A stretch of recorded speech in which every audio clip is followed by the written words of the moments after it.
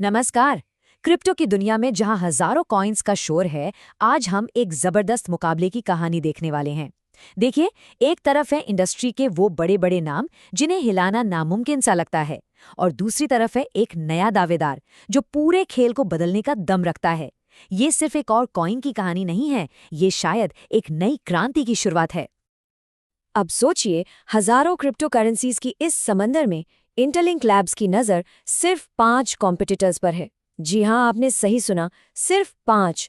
ये वो elite club है जिसे इंटरलिंक चैलेंज करने जा रहा है, और आज हम यही जानेंगे कि आखिर कैसे।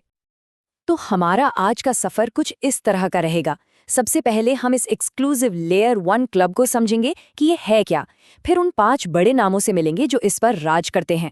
इसके बाद हम देखेंगे कि इंटरलिंक का नजरिया इन सब से अलग कैसे है, उनके पास वो कौन सा सीक्रेट वेपन है, और वो मार्केट में अपनी जगह बनाने के लिए क्या प्लान कर रहे हैं।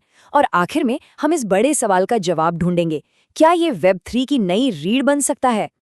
तो सबसे पहले ये समझना जरूरी है कि आईटीएल हर कॉइन से मुकाबला नहीं कर रहा है। नहीं, उसका मुकाबला है एक बहुत ही खास ग्रुप से, और वो ग्रुप है एक्सचेंज बैक्ड ब्लॉकचेन्स का। अब लेयर 1 ब्लॉकचेन को समझिए। ये एक तरह से डिजिटल दुनिया का मेन हाईवे है। ये वो फाउंडेशन है, वो नींव है जिस पर बाकी सारी एप्स और प्रोजेक्ट्स की इमारत खड़ी होती है।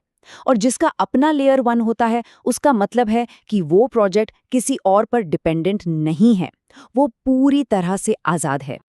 और जाहिर है, हर हाईवे पर गाड़ियों को चलाने के लिए ईंधन तो चाहिए ही, है ना? बस वही काम करता है नेटिव कॉइन।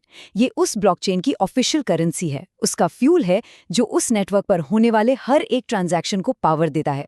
इसके बिना वो पूरी की पूरी डिजिटल इकोनॉमी ठप पड़ जाएगी। तो वो कौन है? वो 5 बड़े नाम कौन हैं जिन्हें इंटरलिंक लैब्स सीधे सीधे चुनौती दे रहा है? चलिए मिलते हैं इन दिग्गजों से जो इस लेयर 1 एक्सचेंज स्पेस पर राज करते हैं। मैदान में है बाइनेंस का बीएनबी, क्रिप्टो.com का सीआरओ, OKX का OKB, क्यूकॉइन का KCS और गेट.io का GT। ये वो बड़े खिलाड़ी हैं जिनकी अपनी लेयर 1 ब्लॉकचेन है और अपने नेटिव कॉइन्स हैं। इनकी सप्लाई और मार्केट पर पकड़ दोनों ही जबरदस्त हैं। लेकिन जैसा कि हम आगे देखेंगे, इनकी कुछ कमजोरियां भी हैं और इंटरलिंक्ड उन्हीं का फायदा उठा सकता है। चलिए अब कहानी का रुख मोड़ते हैं इंटरलिंक लैब्स की तरफ, जो एक बिल्कुल ही अलग सोच के साथ इस मैदान में उतर रहा है। ये सिर्फ एक और कॉम्पिटिटर नहीं है, ये एक कम्युनिटी चैलेंजर है। और यहीं पर सारा खेल बदल जाता है। जहां बाकी दिग्गजों ने अपने एक्सचेंज को फंड करने के लिए अपने कॉइन्स को बेचा, वहीं इंटरलिंक लैब्स ने अपनी कम्युनिटी से कॉइन्स माइन करवाए। ये सिर्फ एक बिजनेस मॉडल का फर्क नहीं है, ये फिलॉसफी का फर्क है, भरोसे का फर्क है। और ये कम्युनिटी कोई छोटी मोटी नहीं है। हम बात कर रहे हैं लगभग 38 लाख मौजूदा यूजर्स की।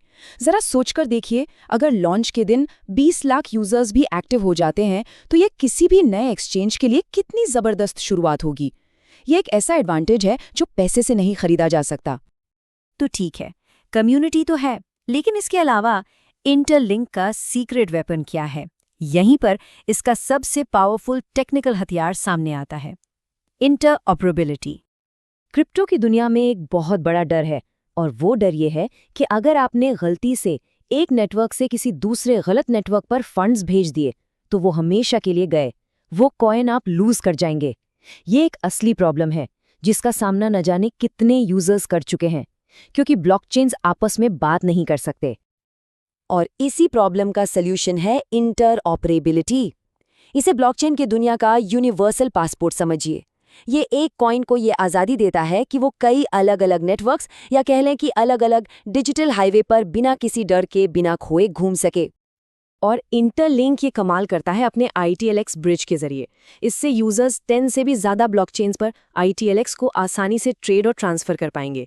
ये कितनी बड़ी बात है। इसे ऐसे समझिए, 95% से ज़्यादा कॉइन्स के पास ये क्षमता है ही नहीं। ये वाकई में एक गेम चेंजर है। देखिए, एक शानदार टेक्नोलॉजी होना एक बात है, लेकिन यूजर्स को अपने प्लेटफॉर्म पर लाना वो बिल्कुल दूसरी। तो चलिए देखते हैं कि मार्केट में अपनी जगह बनाने के लिए इंटरलिंक का बैटल प्लान आखिर है क्या। सबसे पहले बात करते हैं टोकनॉमिक्स की। क्रिप्टो.com के 100 बिलियन कॉइन्स के मुकाबले ITL की सप्लाई सिर्फ 10 बिलियन है। ये इकोनॉमिक्स का एक सीधा सा नियम है। जब सप्लाई कम हो और डिमांड बढ़े तो कीमत पर इसका पॉजिटिव असर पड़ना लगभग तय होता है। और फिर आता है दूसरा और शायद सबसे बड़ा मौका, जियोग्राफिकल एडवांटेज। OKX, KuCoin और Gate.io जैसे कई बड़े खिलाड़ी दुनिया के सबसे बड़े क्रिप्टो मार्केट यानी अमेरिका में ऑपरेट ही नहीं करते। अगर इंटरलिंक वहां सक्सेसफुली लॉन्च होता है तो उसे एक बहुत बड़े यूजर बेस तक पहुंचने का सुनहरा मौका मिल सकता है। और आखिर में सीधी सीधी स्ट्रैटेजी कि नए यूजर्स को कैसे लाया जाए। इसमें शामिल होगा नए प्रोजेक्ट्स के लिए लॉन्च पैड बनाना, ट्रेडिंग फीस में अच्छी खासी छूट देना और दूसरे ऐसे इंसेंटिव्स देना ताकि बाइनेंस और क्रैकन जैसे प्लेटफॉर्म्स के यूजर्स को स्विच करने का एक सॉलिड कारण मिले। तो इन सब बातों को अगर हम एक साथ देखें तो इंटरलिंक की बड़ी तस्वीर क्या बनती है? क्या ये सिर्फ एक और कॉइन है या फिर इसमें कुछ बहुत बड़ा बनने की क्षमता है? तो देखिए, मुद्दा ये है कि एक मजबूत कम्युनिटी फर्स्ट मॉडल को बेहतरीन इंटरऑपरेबिलिटी टेक्नोलॉजी के साथ जोड़कर इंटरलिंक का लक्ष्य सिर्फ कंपटीशन करना नहीं है। इसका विजन है वेब3 इकोसिस्टम के लिए एक मूलभूत बैकबोन यानी रीढ़ की हड्डी बनना, जिस पर भविष्य के प्रोजेक्ट्स बनाए जा सकें। और ये सब हमें एक बहुत बड़े सवाल पर लाके खड़ा कर देता है। इंटरऑपरेबिलिटी जैसी टेक्नोलॉजीज के आने से क्या हम एक ऐसे भविष्य की ओर बढ़ रहे हैं जहां सारे ब्लॉकचेन मिलकर काम करेंगे, एक यूनिफाइड सिस्टम बनेगा, या फिर ये दुनिया अलग अलग डिजिटल देशों में बंटी ही रहेगी? इस पर विचार जरूर कीजिएगा। आज के लिए बस इतना ही।